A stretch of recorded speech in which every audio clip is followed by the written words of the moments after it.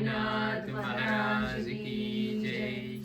श्री सच्चिदानंद सद्गुरु भरद्वाज महाराज की जय। श्री सच्चिदानंद सद्गुरु पूर्णानंद महाराज की जय।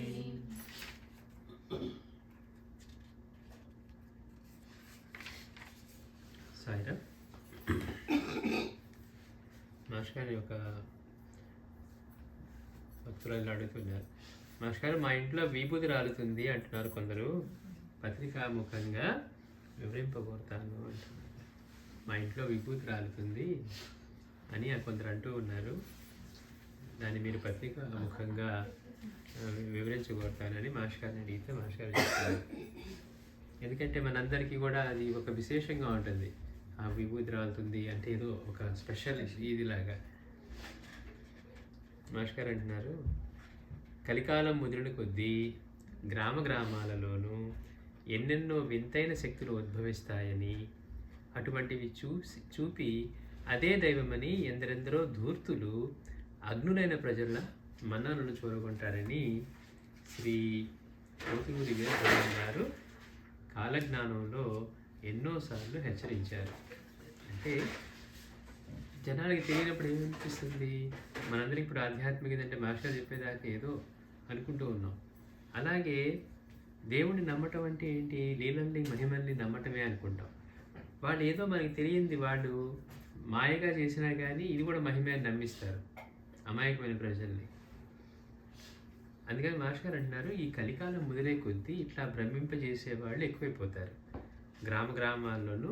అంతేకాకుండా ఎన్నో వింతైన శక్తులు ఉద్భవిస్తాయని కూడా, అటువంటివి చూపి అదే దైవం అని, అంటే అంతటా ఉన్న చైతన్యమే దైవం, మనలో ఉండి నిర్వహించేదే దైవం, ఈ మొత్తాన్ని నిర్వహించే దైవం అనే బదులు ఆ లీల జరిగితేనో లేకపోతే ఒక మాయలాగా చేస్తేనో అట్లాంటి వాటిని చూపి ఇదే దైవం అంటారని. అదే దైవం అని ఎందరెందరో ధూర్తులు అగ్నులైన ప్రజలను మన్ననను చూరగొంటారని శ్రీ పోతులూరి వీరబ్రహ్మం గారు కాలజ్ఞానంలో ఎన్నోసార్లు హెచ్చరించారు. అది ఈనాడు ప్రత్యక్షంగా చూస్తున్నాం. అంటే అప్పుడు ఆ చెప్పింది ఆయన ఇప్పుడు చూస్తూ ఉన్నాం. ఎందరెందరో తమ ఇళ్లలోని పటాల నుండి విభూతి, తేనె, నీరు వంటివి వస్తున్నాయని చెప్తున్నారు. రకరకాల సాంప్రదాయాలు ఎక్కువగా ఉంటుంది.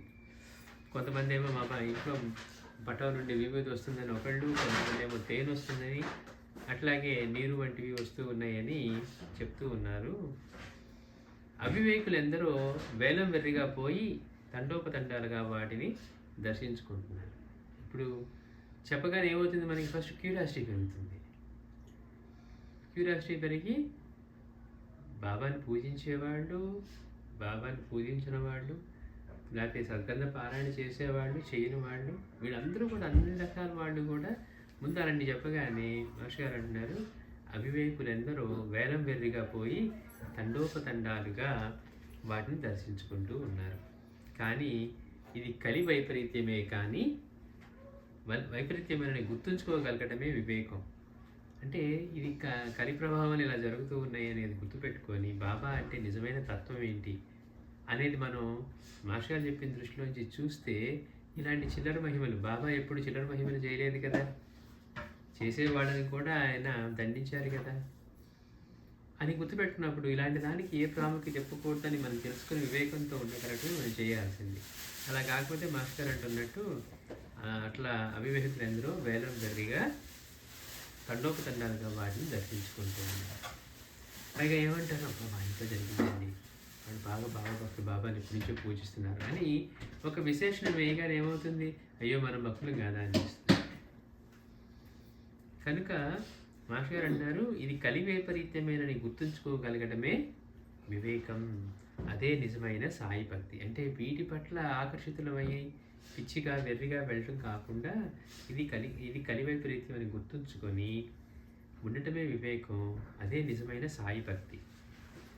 ఎందుకు అంటున్నారంటే మాస్టర్ ఇలా చెప్పడానికి ఎన్నో కారణాలు ఉన్నాయి. ఏంటంటే మొదటిది, షిరిడీలో సశరీరులుగా శ్రీ సాయి జీవించిన 58 సంవత్సరాల కాలంలో ఆయన ఒక్కసారి కూడా చిల్లర మహిమను చూపలేదు. ఏ లీల తీసుకున్నా కానీ చేస్తున్నారని కూడా తెలియకుండా చేశారు. దీపాలు వెలిగించాలి, రండి అందరూ రండి చూపిస్తాను అందులో, మసీదులో వెలిగించడం ఆయనకి ఇష్టం, తెచ్చారు, వెలిగించారు. ఆయనతో ఆయన్ని రక్షిస్తానని ముందే చాటింపు వేసో లేకపోతే రండి అని చెప్పట్లా. నువ్వు వెళ్ళు, బండి దొరుకుతుంది అన్నారు అంతే. ఏర్పాట్లు అవే జరుగుతాయి అంటున్నారు తప్పించి ఎక్కడా కూడా నేను ఒక చిల్లర మహిమను చేస్తానని కానీ ఎక్కడా ప్రకటన లేదు. చిలుము వెలిగించుకోవాలి, నిప్పు నీరు అవసరం, ఊరికే సట్కాతో కొట్టారు తీశారు తప్పించి ఇప్పుడు చూడు నేను ఎలా చేస్తాను అని అనలేదు. అందరూ రండి ఇప్పుడు చూపిస్తానని. అంటే ఏంటి, ఎంతటి లీల ప్రకటమవుతూ ఉన్నా కూడా ఆ సమయానుకూలంగా సమయానికి అవసరంగా జరుగుతుందే తప్పించి దాన్ని ఒక ప్రదర్శనగా మాత్రం బాబా ఎప్పుడు చేయలేదు. అందుకని మాస్టర్ గారు అంటున్నారు, బాబా సశరీరులుగా శరీరంతో ఉన్నప్పుడు 58 సంవత్సరాల కాలం ఆయన షిరిడీలో ఉన్నప్పుడు ఎప్పుడు ఒక్కసారి కూడా చిల్లర మహిమలు చేయలేదు. అటువంటివి చేస్తూ ఉన్న కుశాభవను మందలించి మాన్పించారు. ఒక మంత్రం అయితే ఎక్కడి నుంచో ఆయనకి వస్తూ ఉన్నాయి అనుకున్నవి బాబా. అందుకని అతను ఆధ్యాత్మికత, జనాల్లో ఆధ్యాత్మికత అంటే ఇదేనేమో అనిపించేట్లు, అంటే అసలైన ఆధ్యాత్మిక దారి తప్పించి పైగా అతను చౌర్యం చేస్తున్నాడు అన్నారు. అతనేం సృష్టించట్లా, దాన్ని చూసి ఇలా అంటున్నాడు, తాడు కట్టి లాగామా మంత్రంతో లాగామా అనేది ఏముంది, వాడి నుంచి దొంగతనం చేసినట్టే కదా. అందుకని బాబా అన్నారు అది చౌర్యం చేస్తున్నాడు, అంత సమానం. అది చూసి అది భ్రమించేవాడు వీళ్ళు అంతా అపవిత్రం అవుతూ ఉన్నారు. కనుక బాబా దానిని మందలించి మాన్పించారు. కనుక ఆయన దృష్టిలో ఇవెంతో హీనమైనవే కాక నిజమైన ఆధ్యాత్మిక జీవితాన్ని మరిపించే తుచ్చమైన భ్రాంతులు. ఆధ్యాత్మికత అంటే తనలో ఉన్న భగవత్ చైతన్యం నుంచి తాను వేరుగా లేనని, తానంటే ఈ శరీరం కాదని అనుభవం కలిగి మరణ భీతి లేకుండా జీవించటం, జన్మచక్రంలో నుంచి బయటికి రావటం. అది అలాంటి ఆనంద స్థితిలో మహాత్ములందరూ జీవించిన స్థితిలో జీవించటమే మన లక్ష్యం. కానీ ఇలాంటి చిల్లర మహిమలు అనుకుంటే కనుక మళ్ళీ దారి తప్పి ఇట్లా ఆధ్యాత్మిక జీవితాన్ని మరిపించే తుచ్చమైన భ్రాంతులు అవుతాయి అంటున్నారు. ఇటు ఈనాడు షిరిడీ సాయిబాబా విగ్రహం నుండి పటాల నుండి కూడా వస్తున్నాయి కదా అంటున్నారు. ఏమంటే ఆయన పటం నుంచే కాదు, ఇప్పుడు బాబా విగ్రహం నుంచి, అంటే మరి బాబాని దర్శించారు కదా ఇలాంటివన్నీ, మరి ఆయన పటం నుంచి ఆయన విగ్రహం నుంచి కూడా వస్తున్నాయి అని అంటున్నారు. కానీ ఇది ఆయన పేర అజ్ఞానులైన లేకపోతే అగ్నులైన సాధకులు ఎవరో చేస్తున్నదే కానీ ఆయన లీల కాజాలదు.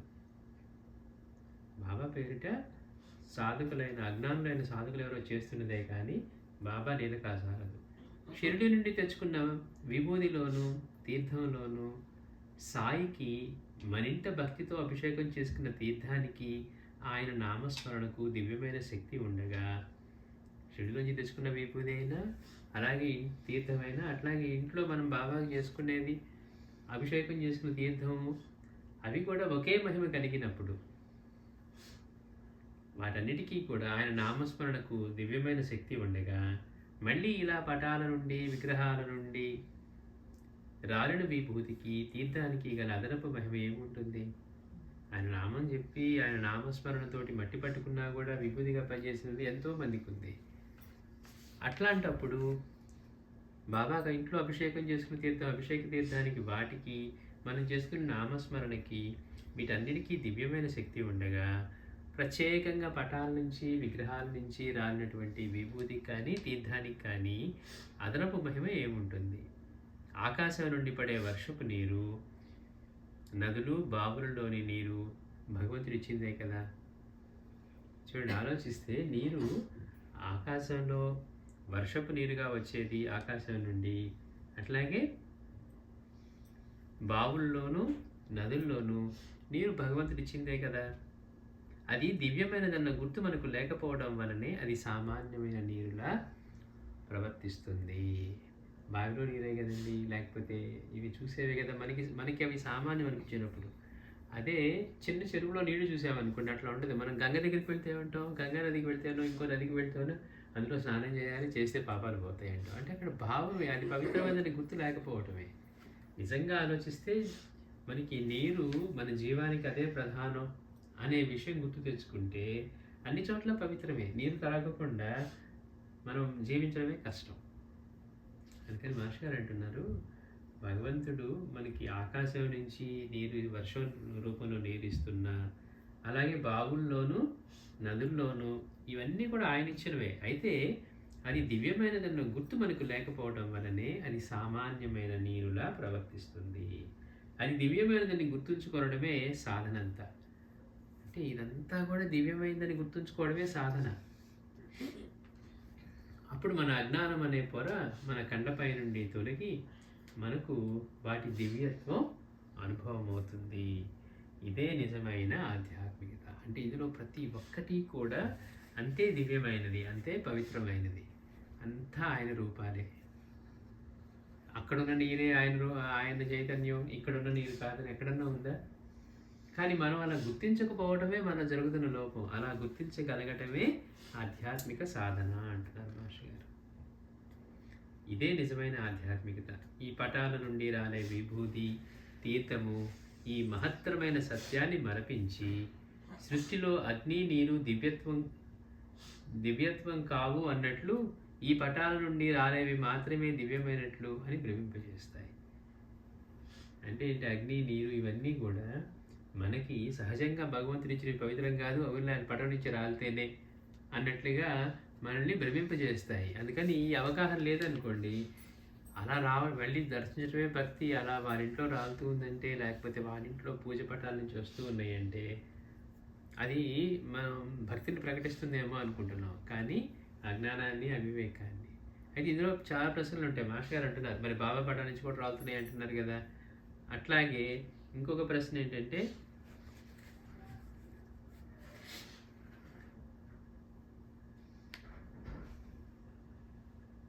అయితే బాబా పటం నుంచి కూడా రాలుతున్నాయి కదా అంటే అది బాబా లీల కాదు, ఆయన పేరిట అగ్నులైన సాధకులు ఎవరో చేస్తున్నదే కానీ బాబా లీల కాజాలదు అంటున్నారు. సర్వత్రా దైవాన్నే సాయినే చూడమన్న సాయి బోధను మర్పిస్తాయి. ఇవి మాత్రమే పవిత్రం అనుకుంటే ఏమవుతుంది? సర్వత్రా సాయినే, దైవాన్నే చూడమన్న సాయి బోధన మర్పిస్తాయి ఇవి. ఇలాంటి చమత్కారాలను చూచినందువల్ల కలిగే విశ్వాసం అవి ఆగిపోగానే ఎన్నెన్నో అపోహలకు కారణమవుతుంది. మొన్న వచ్చాయి, 2 రోజులు వచ్చాయి, 3 రోజుల నుంచి ఆగిపోయాయి అనుకోండి. ఇప్పుడు మనకి ఎలా ఉంటుంది? మొన్న ఎందుకు వచ్చాయి, ఎట్లా వచ్చాయి, మీరు ఇప్పుడు ఎందుకు ఆగిపోయాయి అంటే మనం ఇప్పుడు భక్తులం కాదా, లేకపోతే మన భక్తి తగ్గిందా, ఎన్నో రకాల అపోహలు రావచ్చు. అది రావడానికి కారణం ఏముంటుంది అని. ఒకరి ఇంటిలో ఇలా జరిగితే అలా జరగని వాళ్ళందరూ సరియైన భక్తులు కారేమోనన్న అపోహకు కారణమవుతుంది. ఏమంటే మేము కూడా ఇంట్లో పారాయణ చేస్తాం, పూజ చేస్తాం, కానీ మా ఇంట్లో ఇప్పుడు ఇలా జరగలేదు, వాళ్ళు కొత్తగా వచ్చినా లేకపోతే ఎప్పటి నుంచో చేస్తూ ఉన్నా వాళ్ళ ఇంట్లో జరిగింది, వాళ్ళు బాగా భక్తి చేస్తారని ఒక అపోహ కలుగుతుంది. అంటే మనం భక్తులం కాదు, వాళ్ళే నిజమైన భక్తులు అనే భావన కూడా కాదు, అపోహ కలుగుతుంది. అలా అయితే అందరికంటే ముందుగా మహల్సాపతి, శ్యామ, దీక్షిత్, మేగుడు వీరెవ్వరూ సరైన భక్తులు కారన్నమాట. మరి వాళ్ళ ఇంట్లో ఇలా జరగలేదు కదా. అంటే చూడండి మాస్టర్ గారు ఎంత అద్భుతంగా చెప్తారంటే ఆ ముందు ప్రశ్నకి మనకి ప్రశ్నగా మిగలదు. మరి ఈ లెక్కన చూసుకుంటే సాయితో అంత సన్నిహితంగా జీవించిన మహల్సాపతి, శ్యామ, తర్వాత దీక్షిత్, మేగుడు ఎవరు మరణిస్తే బాబా కూడా ఆయనతో పాటు వెళ్ళి నిజమైన భక్తుని ఆయన్ని కీర్తించారు. మరి వీళ్ళెవరు నిజమైన భక్తులు కాకుండా ఎలా ఉంటారు? మరి ఒకవేళ రాలితేనే నిజమైన భక్తులు అయ్యేట్లయితే కనుక బాబా చెప్పింది విశ్వసించి గుర్తుంచుకొని ఇదంతా దివ్యమైనదే, అన్ని ఆయన రూపాలని గుర్తుపెట్టుకోవటమే మన సాధన యొక్క లక్ష్యం, అంతే తప్పించి ఇలాంటి భ్రాంతులకు లోనవటం కాదు అంటున్నారు. ఇటువంటి చిల్లర చమత్కారాలను కపటంగా అనుకరించడం సాధ్యం. నిగ్గుతేరిన హేతువాదులు, నాస్తికులు కూడా ఇవి చేయగలరు. కొంతమంది చేసిన వాటిని వాళ్ళు మళ్ళీ రీక్రియేట్ చేసి చూపించారు. దీనిలో నిజంగా శక్తి లేదండి, ఊరికే మోసం చేయొచ్చను, ఏవో వస్తువులు తీయొచ్చను, ఇట్లా రకరకాలుగా మనకి టీవీ షోలోను వాటిలో చేసి చూపించారు. ఇప్పుడు మెజిషియన్స్ కూడా చేస్తారు, కనికట్టు చేస్తారు, లేకపోతే మన కళ్ళ ముందు లేనట్టుగా ఉంటుంది కానీ అక్కడి నుంచి తీసిస్తారు.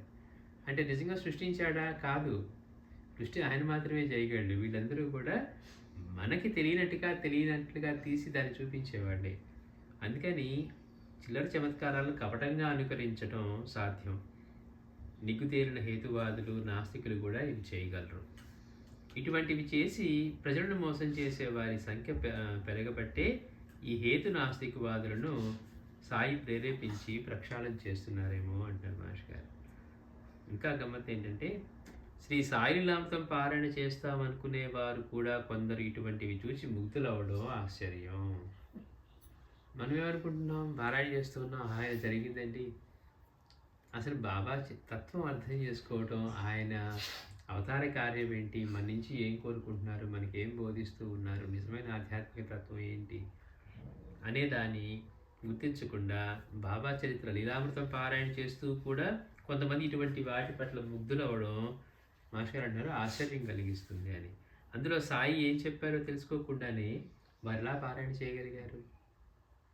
మనం అనుకుంటున్నాం పారాయణ అంటే ఆ లైన్లన్నీ చదివి కంప్లీట్ చేయడం అనుకుంటున్నాం, అర్థమైనంత కథ ఏదో అర్థం చేసుకొని. కానీ బాబా ఏం బోధిస్తూ ఉన్నారు దాంట్లో అనేది తెలియకుండా చేసేది పారాయణ ఎలా అవుతుంది అంటున్నారు. అసలు సాయి బోధించింది ఎవరి కోసం? శ్రీ షిరిడి సాయిని కొలుస్తూ శ్రీ సాయి లీలామృతం పారాయణ చేసుకుని ఇళ్లలో కూడా ఇలా జరుగుతున్నది కదా అంటారేమో. ఇంకో ప్రశ్న, ఏమంటే వాళ్ళు బాబా చేత లీలామృతం పారాయణ చేస్తున్నారు, బాబాని పూజిస్తున్నారు, వాళ్ళ ఇంట్లో కూడా జరుగుతుంది కదా అని అంటారేమో. అంటే ఇంకో ప్రశ్న ఇదే ఇందాక మాస్టర్ గారు అంటుంది, పారాయణ చేసుకునే ఇళ్లలో కూడా ఇలా జరుగుతున్నది కదా అంటారేమో. అందుకు కారణం వారు ఏ జన్మలోనో ఇలాంటివి కావాలని కోరుకొని ఉంటారు. అంటే వాడి గత జన్మలో తెలియనప్పుడు ఇవన్నీ ఏమనుకుంటారు, మా ఇంట్లో ఇలా జరిగితే బాగుండు, మా ఇంట్లో జరిగింది, మా ఇంట్లో ఒక్కరోజు జరిగితే బాగుండు అనే భావన వీళ్ళకి బలంగా కోరిక తీవ్రంగా ఉండి ఉండవచ్చు. అందుకని దానిని సాయి ఇలా తీరుస్తున్నారేమో. వారు ఈ జన్మలోనైనా వివేకంతో వాటికి విలువ ప్రచారం ఇవ్వకుండా ఉండగలరేమో చూడడానికి సాయి ఇలా జరగనిస్తూ ఉండవచ్చు. వాళ్ళకి పరీక్ష పెట్టడానికైనా చేస్తూ ఉండొచ్చు. అంటే ఇట్లాంటి వాటికి పడతాడా, నిజంగా నన్ను అంటుపెట్టుకొని ఉండి నేను చెప్పింది పాటిస్తాడా అని దానికైనా పరీక్షలాగా కూడా అందుకనైనా బాబా జరగనిస్తూ ఉండవచ్చు. అయితే ఇటువంటి వారి పట్ల మన వివేకం ఎలా పనిచేయాలో పైన కొంచెం స్మరించాం. ఇక్కడ ఇంకొంచెం ఆలోచిద్దాం అంటారు మాస్టర్ గారు. ఇలా అద్భుతమైన రీతిన విభూతి తీర్థాల వలన ప్రత్యేకంగా మనకి ఒరిగేది ఏంటి? ఇప్పుడు పక్కింట్లో జరిగినా ఒకరోజు 2 రోజులు, మన ఇంట్లో జరిగినా కానీ ఒకరోజు 2 రోజులు, దానివల్ల మనలో తీవ్రమైన భక్తి జరుగుతుందా, తీవ్రమైన మార్పు వస్తుందా? లేదు అక్కడ బాబా సాన్నిధ్యాన్ని తెలియజేశారు, అక్కడి నుంచి విభూతి ఇచ్చారు కనుక బాబా అక్కడ కూర్చొని ఉన్నారు అన్నట్లుగా మనం ప్రవర్తించగలిగేంత పరిణితి మనలో వస్తుందా? చూడండి, అంటే ఆలోచిస్తే జరిగిందని అనుకుంటున్నాం, ఒక క్షణం ఆగిపోయిన తర్వాత అయ్యో మళ్ళీ జరగలేదే అనుకుంటున్నాం. మనలో పరిణితి ఏ విధంగానూ రావట్లేదు. కనుక మాస్టర్ గారు అన్నారు, ఇలా అద్భుతమైన రీతిన విభూతి తీర్థాల వలన ప్రత్యేకంగా మనకు ఒరిగింది ఏంటి? శ్రీ సాయిబాబా చరిత్ర పారాయణ, నామస్మరణ వలన మన హృదయంలో రాలే భక్తి అనే తీర్థం, వివేకం అనే విభూతి ఏనాటికైనా తీర్థంగాను, ఏ నీటినైనా తీర్థంగాను మనమున్న చోట సాయి సన్నిధిగాను మార్చగలుగుతుంటే, అంటే నిజంగా ఆయన చరిత్ర పారాయణ, ఆయన నామస్మరణతోటి మామూలు మాస్టర్ గారు అన్నారు, దానివల్ల ఏమవుతుంది, మన హృదయంలో రాలే భక్తి అనే తీర్థం, వివేకం అనే విభూతి, అంటే తీర్థము విభూతి రాలుతున్నాయి అంటున్నారు కదా, దీనిలో జరిగితే మన మనసులో కలిగే హృదయంలో రాలే భక్తి అనే తీర్థం, వివేకం అనే విభూతి ఏ నీటినైనా తీర్థంగాను మనమున్న చోటును సాయి సన్నిధిగాను స్మరించుకుంటూ మనసులో అక్కడ ఉంటే ఆయన సన్నిధిలో ఉన్నట్లే. మనం బాబా స్మరణ చేస్తూ ఉంటే మానసికంగా వారి సన్నిధిలో ఉన్నట్లే. బాబా పటం ముందు కూర్చుంటే పటం అనుకుంటే పటం, సాయి ప్రత్యక్షంగా మనం బాబా సన్నిధిలో ఉన్నాం, పటానికి నాకు భేదం లేదని ఆయన వైపు నుంచి ఎంతోమంది భక్తులకు నిరూపణ ఇచ్చారు అని గుర్తుపెట్టుకున్నాం అనుకోండి. మాస్టర్ గారు ఏమంటున్నారు, మీరు ప్రత్యక్షంగా సాయి సన్నిధిలో ఉన్నట్లే. ఇవి ఎప్పుడు కలుగుతాయి? అక్కడ తీర్థం రాలంత మాత్రాన్ని కాదు, మన హృదయంలో ఆ వివేకం మేలుకోవటం వల్ల కలుగుతుంది. కాబట్టి ఇది ఇలా మనకు కలిగించేది ఏంటి అంటే బాబా చరిత్ర పారాయణ, నామస్మరణ. అది అలా మార్చగలుగుతుంటే అది మరిచి ఆ సాయినాథుని ప్రసాదం మరచి ఈ విభూతిని నమ్మడం ఎంత దౌర్భాగ్యమే అంటున్నారు. చూడండి మాస్టర్ గారు వాడి పదాలంటే ఆయన నిజమైన వాటిని మన మనసులో కలిగించే వాటిని మరచి ఇవి మాత్రమే పవిత్రమేననుకొని వీటి వెనుక పడటం, ఇలాంటి వాటి పట్ల మనం భ్రాంతులతోటి అపోహలతోటి ఉండటం, ఇది ఎంతో దౌర్భాగ్యమే అంటున్నారు. అంటే అంత ఆయన బోధించి అంత మన కోసం ఏం చెప్పారో మర్చిపోయి, మనకి ఎలాంటిది జరుగుతుందో మర్చిపోయి ఇవి మాత్రమే పవిత్రం అనుకొని ఇట్లా చేయటం. ఆయన నిషేధించిన వాటినే సన్మానించే మనం శ్రీ సాయి అనుగ్రహానికి పాత్రమవుతామా? ఇలాంటి వాటిని ఆయన నిరసించారు కదా, మరి వాటిని మళ్ళీ మనం ప్రశంసించి వాటిని మనం సన్మానించే స్థితిలో ఉంటే అప్పుడు మనం శ్రీ సాయి అనుగ్రహానికి పాత్రమవుతామా? చేసేవాడిని మసీదులో కూడా రానివ్వలేదు కదా బాబా. మనం నిషేధించిన మత్తు పదార్థాలకు మన బిడ్డల బానిసలైతే మనకెంత క్షోభ కలుగుతుందో శ్రీ సాయికి కూడా మన పట్ల అంతే క్షోభ కలుగుతుంది. చూడండి మాస్టర్ గారు ఎట్లా చెప్తున్నారంటే, నిజంగా మనం ఒకటి నిషిద్ధం, ఇది దీనివల్ల పాడైపోతుందని చెప్పి మనం తీసుకొని వాటిని మనం దాన్ని బ్యాన్ చేసిన వాటిని మన పిల్లలు కనుక స్వీకరించి వాటిలో ఉంటే మన పరిస్థితి ఎలా ఉంటుంది? మాస్టర్ గారు అట్లా చెప్తున్నారు, మనం నిషేధించిన మత్తు పదార్థాలకు కనుక మన బిడ్డలు బానిసలైతే మనం ఎందుకు నిషేధించాం? అవి శ్రేయస్కరం కాదు, జీవితాన్ని పాడు చేసి చంపేస్తాయని. అలాంటి వాటికి మన బిడ్డలు బానిసలైతే మనకెంత క్షోభ కలుగుతుందో శ్రీ సాయికి కూడా మన పట్ల అంతే క్షోభ కలుగుతుంది. కానీ ఆ తండ్రి దయామయుడు, ఎవరిని దండించడు. 2-3 సార్లు హెచ్చరిస్తాను, లేకుంటే వినకుంటే నీ కర్మకు నిన్ను విడుస్తాను అనేది వారి పద్ధతి. 1-2 సార్లు హెచ్చరిస్తాను. మనకు అనిపిస్తుంది అబ్బా రాగానే మనం దండిస్తే బాగుండి ఇంకోసారి చేయకుండా అనుకుంటాం. మనం బుద్ధి ఏమి సంస్కరింపబడినప్పుడు ఆ క్షణంలో అనిపిస్తుంది మళ్ళీ అవకాశం అయితే మనం తప్పే చేస్తాం. అందుకని మాస్టర్ అంటున్నారు, పాపం బాబాకి కూడా అంత క్షోభ కలుగుతుంది. కానీ ఆ తండ్రి దయామయుడు, ఎవరినీ దండించడు.